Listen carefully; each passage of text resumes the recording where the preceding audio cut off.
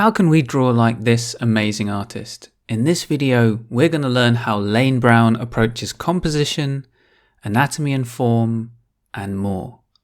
Hi, my name's Kenzo, and this is Love Life Drawing. We have another video about Lane's approach to light, which I'll link to below, so if you've not seen it yet, check it out after this one. Lane's Instagram is @lane.draws. Give him a follow because it's great to have inspiring drawings pop up in your feed and make you want to practice. Okay, so let's get into it. Compositions and backgrounds. Now, we've talked about movement before in past videos. It's a flow in visual elements. The figure's going to have movement, and we can accentuate that in our drawing, or we can use the composition to give the drawing its own movement too. The movement of the composition could be a sweeping curve or a straight arrow or even a sort of fan shape. Lane has various tools to build the composition in his drawings, rather than just fitting whatever the model's giving him onto the piece of paper. We talked in the other video about how he has these areas of flat tone and then he has areas of detail. He has areas of dark and light, strong contrast, areas of deep tone, the darkest areas. The areas of flat tone don't attract as much attention as the areas of detail or the areas of strong contrast. So he can guide the viewer's eyes using these. Then he's also not afraid to add a background to complement the figure. And since the tones in the figure are often flat or quite simple, he can make the backgrounds quite textured. He can use the strokes to amplify the composition that he's going for. So this is an interesting drawing. The movement of the figure might imply a sweeping curve sideways, but that's not really what this pose is about. The pose is about rest, about the gravity acting on the figure resting on the bed. So the background's movement is downward, emphasizing that gravity. And that makes the pose more restful rather than dynamic and energized. He's settled the figure with this downward movement in the background. Lane explained that to help think in terms of design, you can view the figure in terms of simple abstract shapes of light and dark. In other words, stop seeing a figure and see a set of simple, large, light and dark shapes which can be arranged into a design. And as we talked about in the other video, squinting is really useful for this. He also told me that he does sometimes thumbnail his figure drawings before starting, i.e. draw a mini mock-up of how it could work to help get a sense of the composition. Okay, moving on to the form of the figure, the anatomy. Lane's general approach to capturing the 3D form of the figure is to emphasize and reinforce the large volumes. So to quote from Lane, those big volumes are the foundation of the figure, because everything else, the limbs and the head, branch out from that trunk of the body. The relationship between the rib cage and pelvis also establishes the core of the gesture.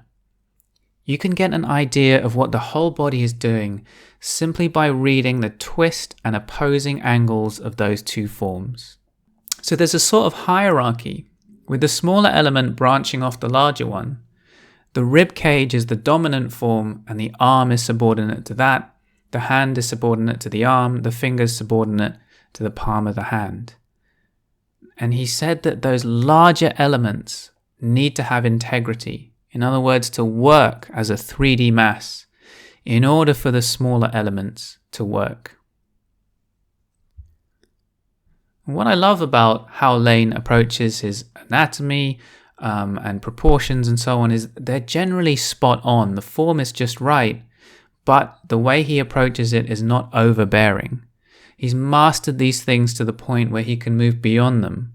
When he's drawing a feature or characteristic of the body, he captures something in the anatomy that our eyes can quickly recognize in that body part, and he can just hint at it. He doesn't have to spell out every rib, but he can capture the overall shape of the rib cage in the figure.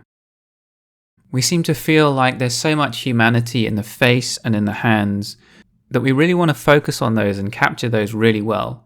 There's a disproportionately large amount of tutorials about drawing faces and drawing hands. But I think that Lane sees humanity in every part of the figure. So sometimes faces and hands in his figure drawings are in that flat tone area where they don't get as much attention, and the attention is somewhere on the side of the torso or something. Now, Lane has studied a lot of anatomy, but he doesn't need an encyclopedic knowledge of every bone and muscle.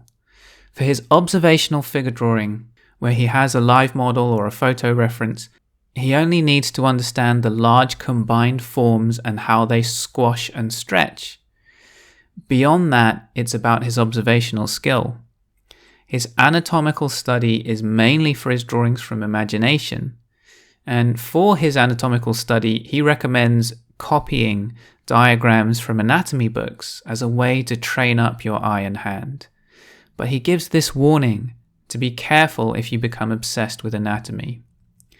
Just like you don't want to draw each and every hair on the head, you don't want to emphasize every muscle or every little undulation of the body. That can quickly overwhelm the drawing and distract from any other qualities. Now, this point isn't unique to Lane, but it's nice and clear in his work. Notice how most of the lines are convex, not concave to the figure. So even where things go inwards at the waist, they do so via convex lines. And that's because we're filled with fluid like water balloons. So the fluid is pushing the skin out, not sucking it inwards. So that's one reason why Lane's drawings feel like natural, organic beings full of life. And now I wanted to end with a few important points about what all of this means for you and your drawing journey. Having analysed Lane's drawings, do I still feel like his drawings are, magic, unattainable to us mere mortals? No, I feel like Lane is an artist that has worked really hard on his figure drawing and had the courage to continually move outside his comfort zone and make bold choices. And that's something that we can do too. Lane's eye and arm are trained to the point where now he can start to play around with the things he sees. He can design his drawing. He can be selective about which observations to include. He can think about composition and even atmosphere. But he didn't start here. He started where we all start, and he went through what we're going through. And then he kept going. If you're already a confident artist with keen observational skill, wondering what you can try next, then I think that these videos offer a lot of interesting ways to advance your drawings. Even if you don't make the same choices as Lane, you can see the types of choices that are available to you.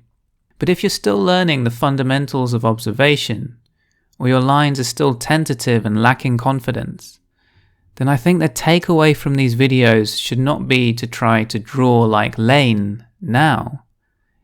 Instead, continue to work on your basic observational and mark-making skills, seeing simplified shapes of light and dark, seeing the large forms in the figure and their relationships.